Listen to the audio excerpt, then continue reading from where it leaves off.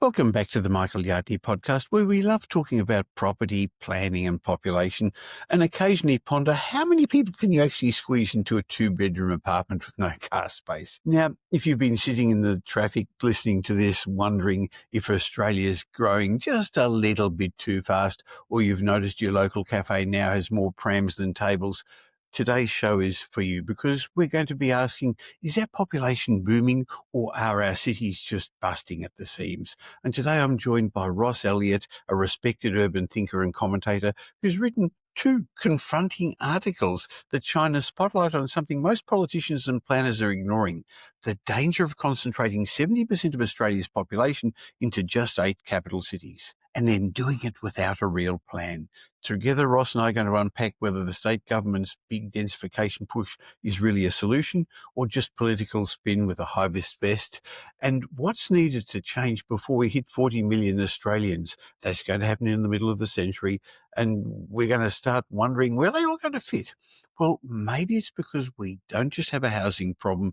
According to Ross Elliott, we have a city problem. So whether you're a property investor, a policymaker, or simply somebody sitting in bumper-to-bumper traffic wondering where it all went wrong, today's episode of the Michael Yardney Podcast is going to challenge the way you think about growth, about planning, and the future of our cities. So stay with us, because Ross shares what might have to change and how you should view Australia's future and where the real opportunities lie.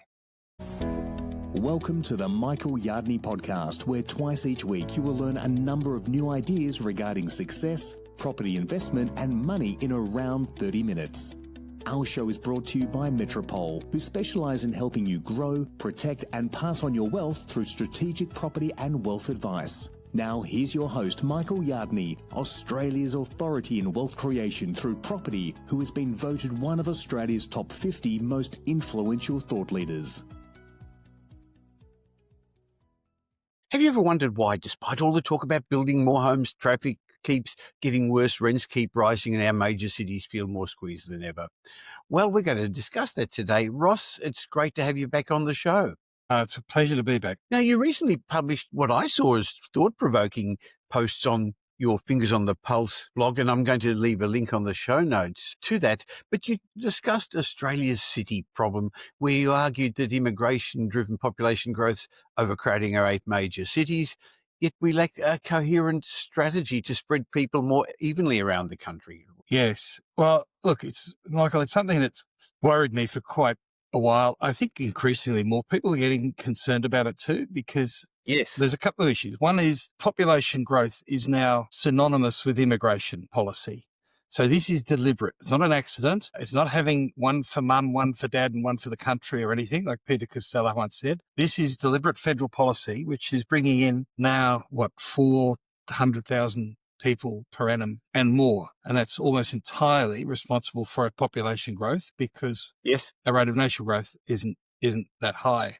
Our historical rate of immigration was around 80 to 100,000 people per annum until 2000s. It got up to around 200,000 people per annum, but to get up to 400,000, even 500,000 is madness. And the other flip side of that is, where is everyone going? Well, the problem is they're going to the same small number of cities, which are just quite obviously struggling to keep up with the demands on everything. And that's not just housing. That's the demands on social infrastructure, the demands on road space and traffic, the demands on water supply, the demands on energy, the demands on you name it. So I think it's just very interesting that we've got a very high rate of growth in what's a fairly small population country, being Australia, and nearly all of that growth is going into a small handful of cities, which means that the pressure points are quite acute in those few cities, and then the rest of the country can be struggling to get workers. So it's a bit of a mess, and we don't have any overarching policy other than we just keep bringing them in and then leave it to local government to sort out the mess. Well, the housing minister's not speaking with the immigration minister, is it? So are they? So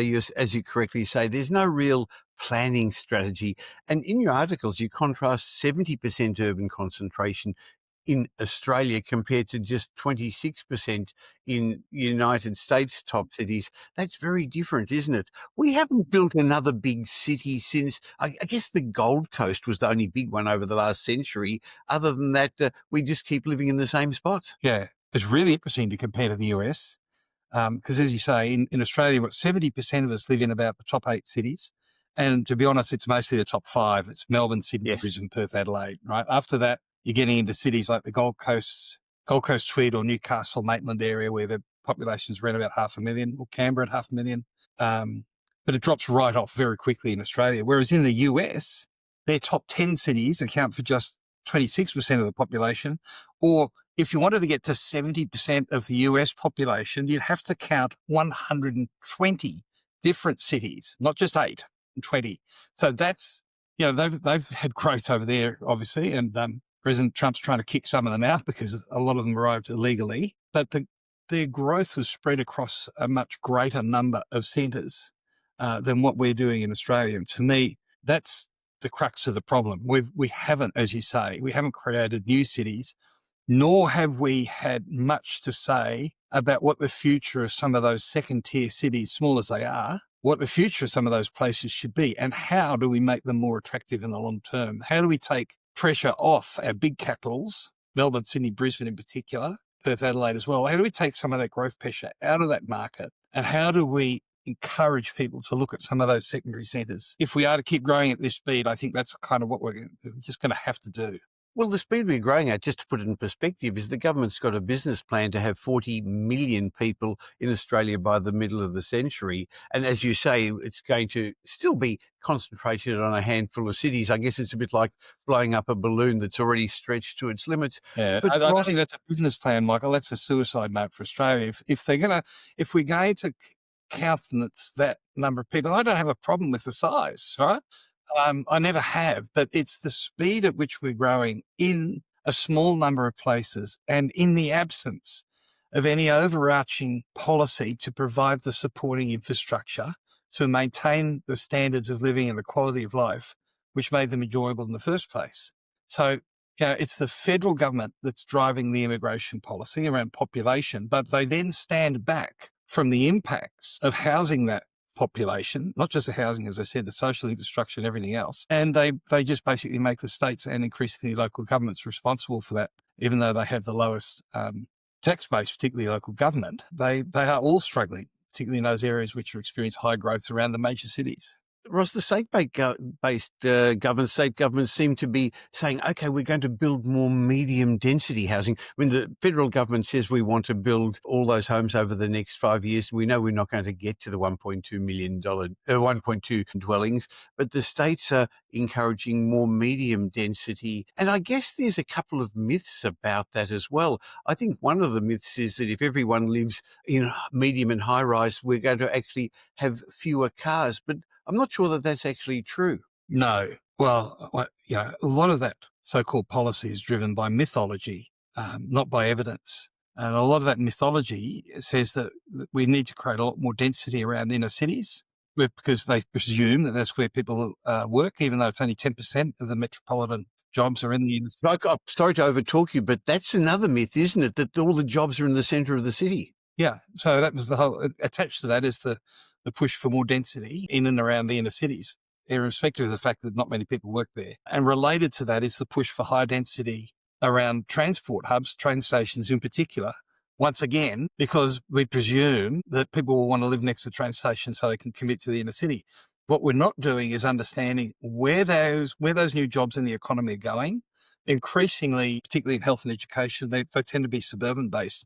But what's happened as well particularly after COVID, but it was happening beforehand, is that work is just so much more mobile now. There are many jobs that just don't require you to sit in a 8 square metre cubicle space in an office tower in a city centre. You can do them from anywhere. And I think that realisation is also what we ought to be weaving into a settlement strategy for the country, in that places like, if you take Victoria, for example, Ballarat and Bendigo, have got a fairly high level of amenity and infrastructure. It needs to be improved, but they've got affordable housing markets. Orange in New South Wales, Armidale, Toowoomba in Brisbane, all of these centres, Bunbury in WA, they all offer a lot more capacity to absorb growth. And the jobs that people have are now far more mobile. And yet we're not applying that thinking. We're still stuck in this sort of 1990s thinking about building high density near the inner city and preventing suburban growth because we denigrate it as sprawl, even though it tends to be the type of housing most people prefer to live in, and the cheapest, by the way, to build, much per square metre than a high-rise office, a high-rise residential apartment. So we just seem to have all the settings wrong. So if I hear correctly, higher density doesn't necessarily mean less traffic. In other words, even if you're around public transport, most people are still going to want cars. And the other myth is that people want to be near the transport hubs to go to town when, as you say, 75% of the jobs are no longer downtown. Another myth that seems to be around at the moment is urban consolidation is going to be better for the environment. Is that true? Well, we're yet to see any evidence of it. And I think one of the challenges is we've been pursuing this sort of sample bag of urban development and urban management policies for the best part of 30 plus years. And the promised benefits are just not, they haven't materialised yet. I remember famously one of the early community consultation documents of the Sydney Metro Plan. I can't quite recall what it was titled, but it promised a home, work closer to where I live, shorter commutes, easier access to schools, more parks, less congestion. It was a wonderful list of promises. But and a home I could afford. That was the clanger, of course. Wow. And we've actually had in many instances the opposite happen.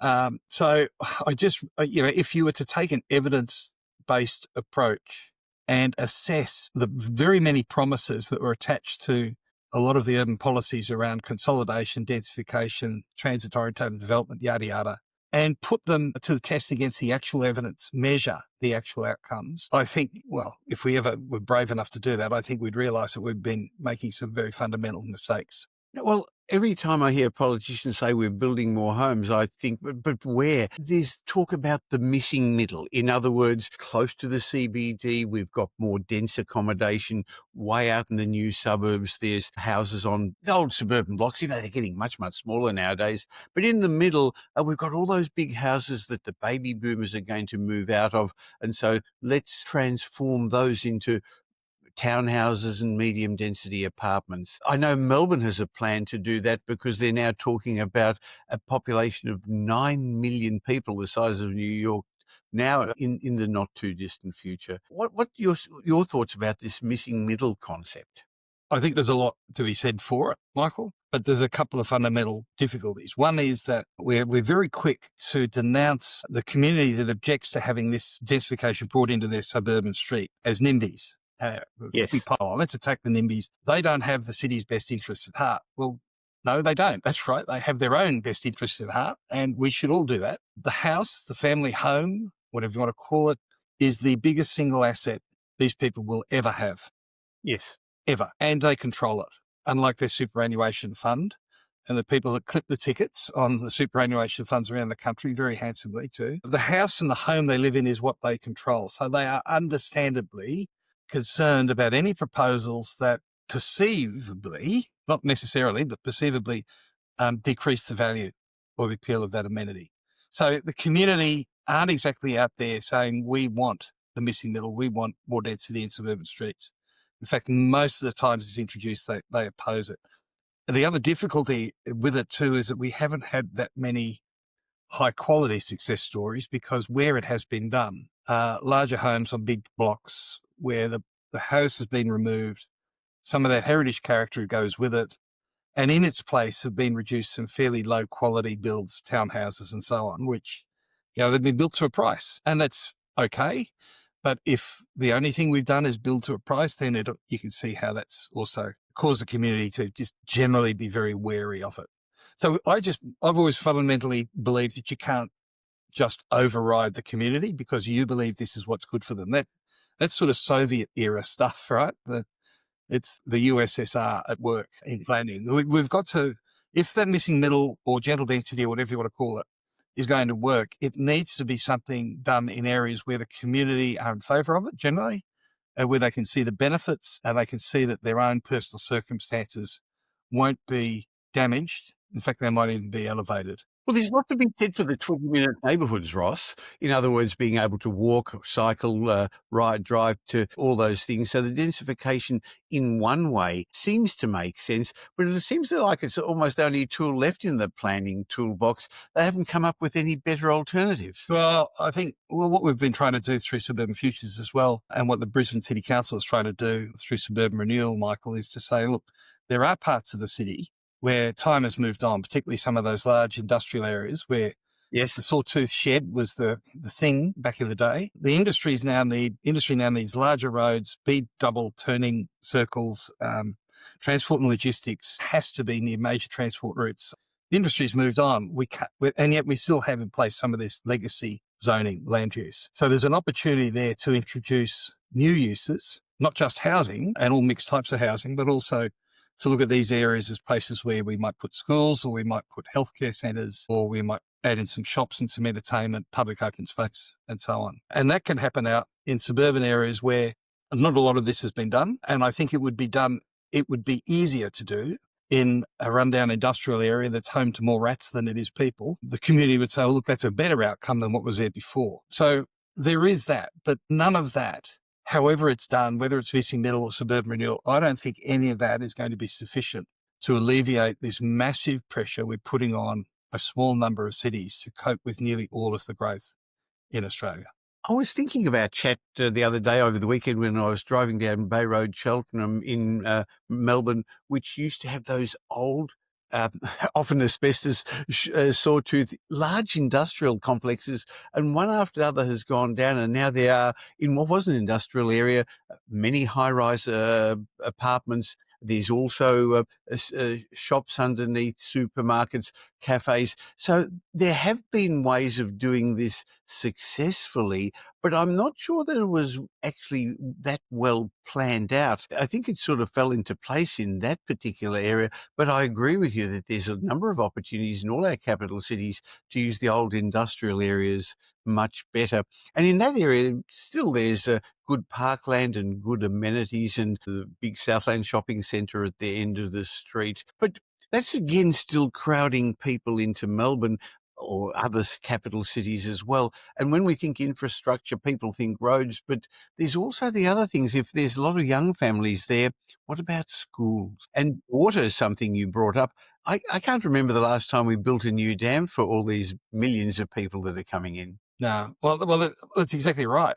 Water, energy, schools, healthcare. Every second night on the news, there are stories about ambulance ramping and shortages of beds in hospitals to deal with demand. Yes. So we actually haven't kept up. We could stop population growth tomorrow, and it would still take us 10 or 15 years to catch up with infrastructure. So we're way behind already, aren't we? We're way behind.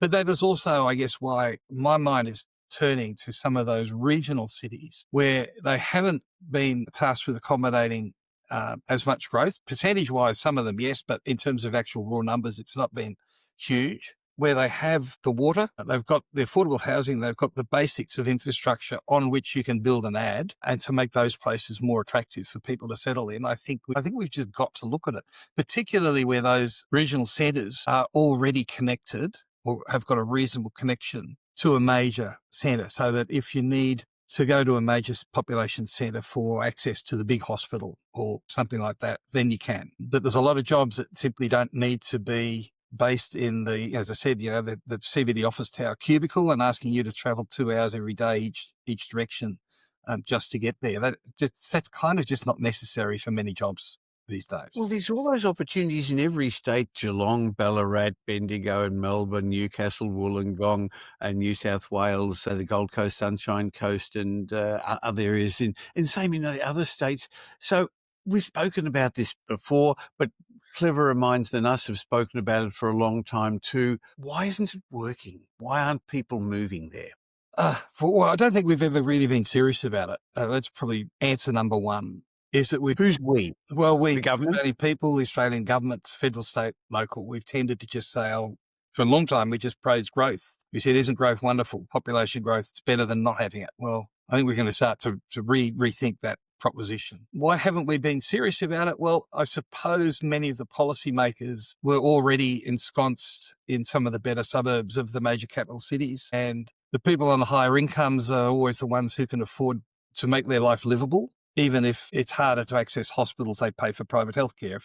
If education is difficult, kids are in the best private schools. So they tend to buy their way out of the problem, and maybe that means that they haven't seen the opportunity in places like a Rockhampton or a Bunbury or Port Macquarie or whatever.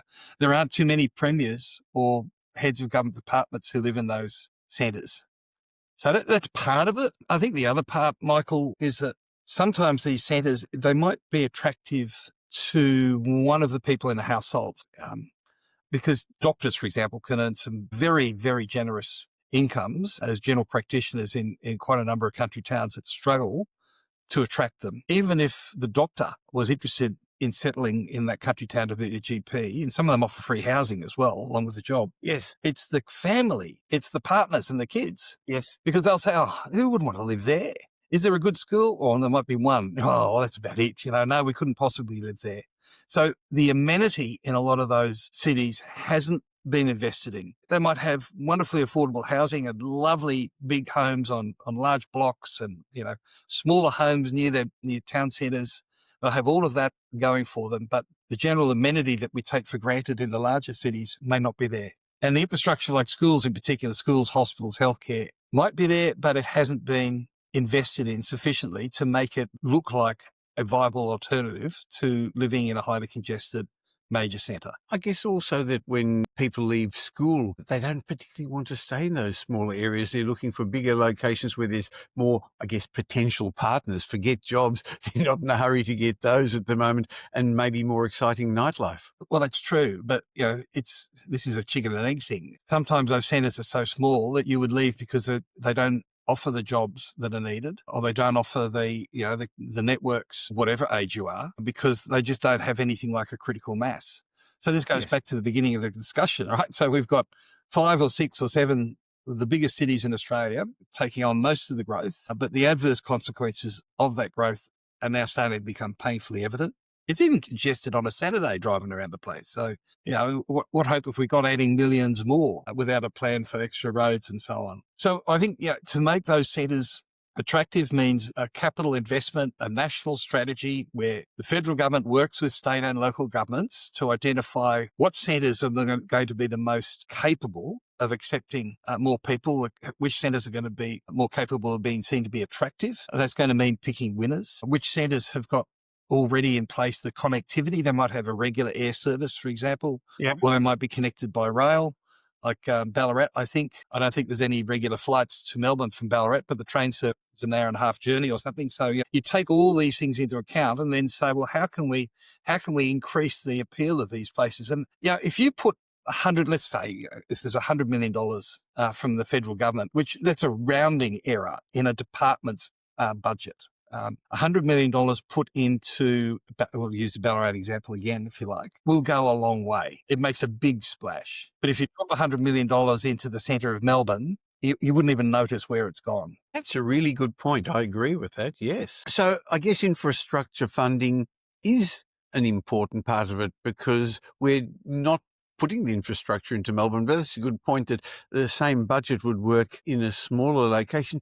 Have there been any examples where decentralisation policies have worked in the past in Australia? No, not really, because it's not so much an issue of decentralisation, it's trying to find new centres. Yes. Albury-Wodonga was one, which I think was the Monaro screen many, many years ago. With mixed, not terribly impressive results. I think they're up to about a combined 100,000 population, so it's not huge. Canberra was a new city, obviously, but that's basically driven by government. And then there's been centres like the Gold Coast that have grown because they seem to be, the lifestyle centre. So we haven't, as I said before, Michael, it's not something we've been very serious about. Maybe we haven't needed to be, but, there's no reason we can't be. Many years ago, we had this thing called the Better Cities program, and that was under the Hawke-Keating government. And what that was all about was recognising that back then, the inner cities of our major capitals were starting to hollow out. People were leaving, industry was leaving, Balmain was run down, New Farm in Brisbane was run down, and they knew that there was an opportunity here to repopulate. So they had a federal government program called the Better Cities program, which is about restoring the quality of those places. And in Brisbane, interestingly, the very first project that was funded by the feds was upgrade of the main sewer, the S1 sewer running through the valley, because you can't have the population growth without the wastewater. Of course. So we're not doing that. We don't have, if you like, a national regional suburban renewal program involving the federal government and the states and local government. It's just not there. In fact, it boggles my mind to think that for things like payroll tax, for example, it's basically the same rate of payroll tax if you've got a business of 200 people working in a middle ring or inner ring of a major capital city as it might be in a centre like a Bendigo, Ballarat or an Orange or an Armidale or a Toowoomba. Yeah. But why on earth is that? Because the payroll tax being paid in those regional centres is by companies that aren't enjoying the same level of amenity as those in the major centres. So why don't we have a geographically flavoured tax system that says, all right, the inner cities are already pretty well off in terms of infrastructure and business opportunity and so on. We want to give regional centres a bit of a leg up. We can offer income tax rebates based on location. We can offer payroll tax rebates, stamp duty rebates. We can offer all forms of other concessions targeted at particular regional centres to encourage businesses to look at setting up there or to encourage businesses to stay there. Yes. And none of That that makes sense. None of that is happening. That makes sense. So if you've come up with a couple of ideas, if this all did fall into place, looking ahead, I don't know, 10, 20 years, what outcomes would show that we've successfully mitigated this city problem? What would success look like? Well, I think successes look like the major cities being able to keep, because in theory, you would slow the rate of growth in the major centres, which should in theory mean that you keep up with the infrastructure program so that it catches up to where the population needs it to be. And therefore the quality of life and things like congestion, access to hospital, schools and all the rest of it starts to get a little bit better. Housing affordability, we might actually be able to tame that tiger, which is just out of control at the moment, let's face it. Of course, yes. Completely, it's just beyond the realm of logic to think that Australia should have some of the most expensive housing in the world, notwithstanding the fact that we've got all this room. Demand and supply, it's all the demand has been pumped into a small handful of cities that cannot match the supply, and we've got the obvious outcome. So we might see slightly better housing affordability in the major capitals, but more importantly, I think we would start to see some of those regional cities and outer suburban areas. So in Brisbane's case, an outer suburb might be like Caboolture, or it might be a centre like Cleveland on the Bayside, or it could be Ipswich, or it could be Springwood down in Logan. We would see them grow much more significantly, not just in terms of housing and population, but in terms of jobs, and in terms of opportunity and in terms of vibrancy, so that as places to go, as places to live, as places to settle, they become far more attractive. So the international migrant in 20 years' time looks at Australia and doesn't automatically think Brisbane, Sydney, Melbourne. They'll say, Toowoomba looks fantastic. Or they might say, I'd love to get this job in Cleveland, in Brisbane, or it might be Orange, New South Wales, or any of those places that I mentioned. Because at the moment, they're not even on the radar. No. Well, I guess the radar is one of two things, either where their jobs are or where their community is, Ross. That's how what else do they know about Australia? I mean, they know about that white building called an opera house and a funny bridge in Sydney, but I guess Queensland will be on the world radar as well with the Olympics. But how do migrants find where to settle? I guess it's their jobs or their community. Yeah. Oh, well, and particularly jobs if you've arrived without family connections. Yes. And jobs is a very significant part of it. But as I said, there are some of these regional centres have got job opportunities that they can't fill. Yes. Because their reputation, right or wrong, isn't seen to be as attractive. And others just need more support to generate new jobs and to keep the jobs that are there. We tend to just throw our hands up and say, we'll let you, it doesn't matter, we'll step aside and this is just going to happen, that's fate. But we don't tend to do the same if it's something important to the community and it's an inner city asset. We throw a lot of effort at saving it. Well, I think we could do a lot better by the regional centres in Australia for the same reasons. People moved to the regional centres during COVID. They actually found relief there, but it seems like the trend is slowly moving back to the big cities again. Yeah, it's a shame because some of the young families would find a great lifestyle there.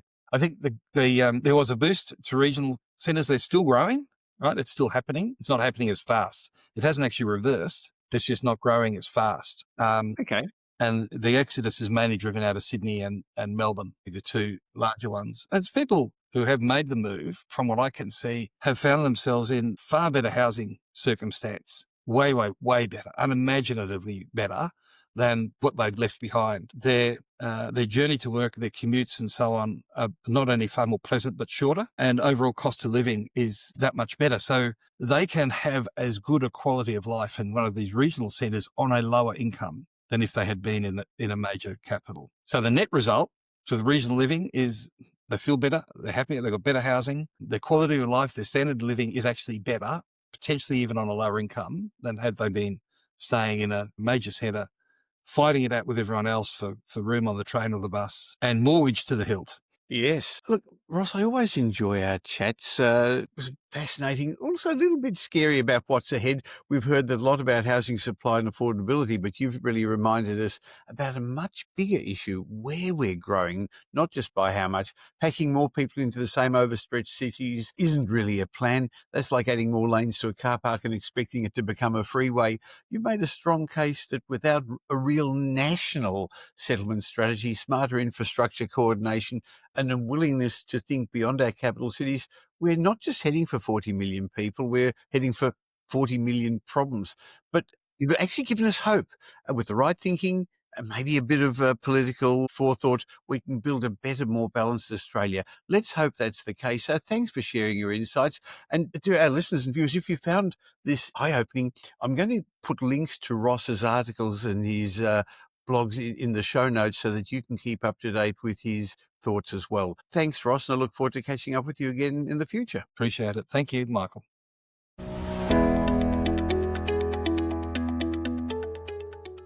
If you're a regular listener or viewer to the show, you know that each show I run a property trivia question to give you, my listeners and viewers, an opportunity to win a hard copy of one of my best-selling books. At the moment, I'm giving away Michael Yardney's Guide to Investing. So just go to propertytrivia.com.au and enter your answer. And each week, 3 correct answers are going to win a hard copy of the book. Hey, don't worry if you're listening to a slightly older episode, your entry will still count. So here's this week's question. In Australia, which city is nicknamed the Garden City? And leave your answer at propertytrivia.com.au. I'll leave a link in the show notes. And everyone wins an updated report I've just written. You've got a chance to be one of the 3 people who win a hard copy of a real great best-selling book of mine.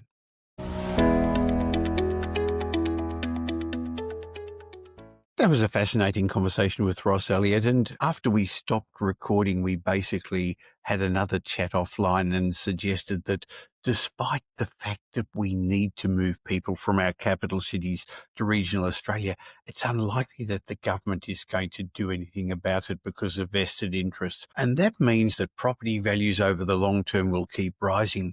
But I guess not all locations will have the amenity that we desire. Having said that, in the short term, property values are going to keep rising because interest rates are going to fall again before the end of the year and probably again next year. And we know what happens when interest rates keep falling. Borrowing power increases, buyer confidence rises, buyer competition heats up, and property values accelerate further. So now's the time to take action, because at Metropole we've seen this play out before. Those who get in early strategically come out ahead, not because they're speculators, but because they understand how the market moves. So I'm going to suggest you have a chat with one of our wealth strategists at Metropole. I'll leave a link in the show notes, so go to metropole.com.au and understand what the current market means for you, and let's plan your next move before everyone else gets in. Having said that, the conversations I have with people like Ross and with demographer Simon Kirstenmacher and the other guests on my podcast mean that our team take a long-term view on what sort of properties are going to outperform over the long term, not just what's a short-term play. So have a wealth discovery chat. Go to metropole.com.au and let us help you clarify your financial goals, understand how all these big macro shifts are going to affect your position, how to position you to ride the next property wave, and we can explain to you how we can create a personalised investment strategy for you. metropole.com.au.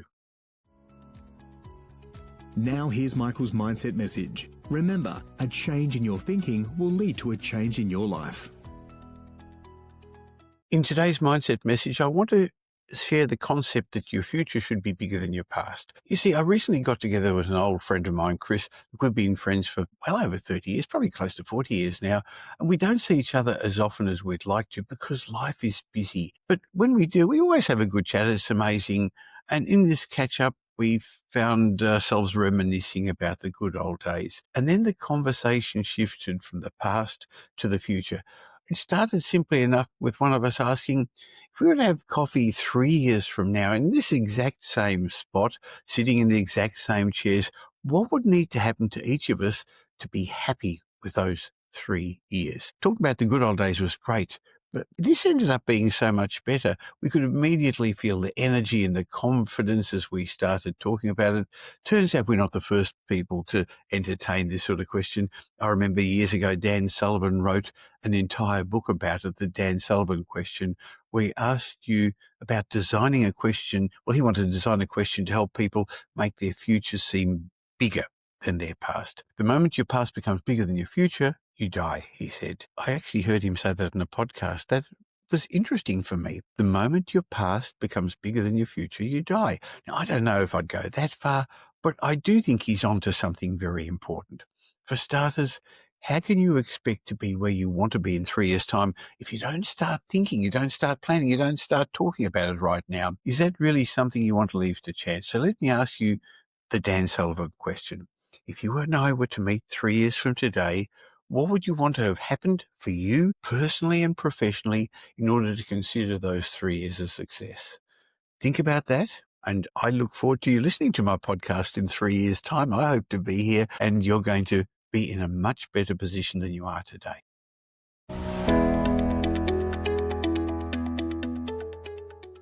Thank you for spending the last little while with me. I hope you got some benefit from this show. But before you move on to the next podcast you're going to listen to, let me remind you I have another show that I produce once a week with leading demographer Simon Kirstenmacher. We call that Demographics Decoded, where Simon and I unveil the trends that are going to shape your future. In my mind, this is a must-listen-to podcast for anyone interested in property investment, but also for business people and entrepreneurs. So if you don't currently subscribe to Demographics Decoded, just please stop for a second and subscribe on your podcast app where you're listening to this, or on YouTube. And of course, if you don't subscribe to this show, the Michael Yardney Podcast, why not click the link that says follow or subscribe wherever you're listening right now. So twice a week, you're going to get benefit from my guests and me. And I'd like to ask you a little favour, please. If you did enjoy today's show and you know somebody who would also benefit, please tell them about the Michael Yardney Podcast and Demographics Decoded. There's a share button on every podcast app. On Apple Podcast, there are 3 little buttons at the top of the player. Well, just tell them about it. Just have a chat with them.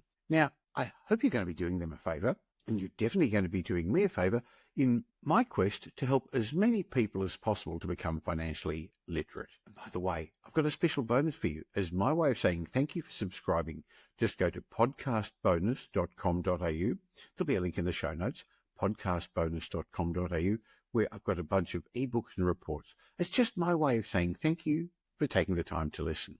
And remember, the information that we give you in this podcast is general information, not specific information about your personal circumstances, because we don't know about them. But if you do want specific information, you can always have a chat with my team at Metropole. Go to metropole.com.au. If you really want to learn more, you can always listen to the previous podcast, the many episodes we've already published. Just go back to the old episodes, which each have lessons about property investment, success, and money. Once again, thanks for listening to today's show. Thanks for listening to this episode of the Michael Yardney Podcast, which was brought to you by Metropole, who help their clients grow, protect, and pass on their wealth through strategic property and wealth advice. If you like what you heard and don't already subscribe, you'll find us on iTunes or on your favorite Android app as the Michael Yardney Podcast. Watch out for our next show, which comes to you twice a week, and you'll learn some new ideas about property investment, success, and money in around 30 minutes. To get more of Michael's thoughts, go across to www.propertyupdate.com.au and sign up for his daily morning briefing, and you'll hear from not only Michael, but a group of leading property success and money experts. And just a reminder that the information you heard in this show today is general educational advice and not specific investment advice, as we don't know your personal circumstances. If you're looking for specific advice, why not ask the team at Metropole to help you?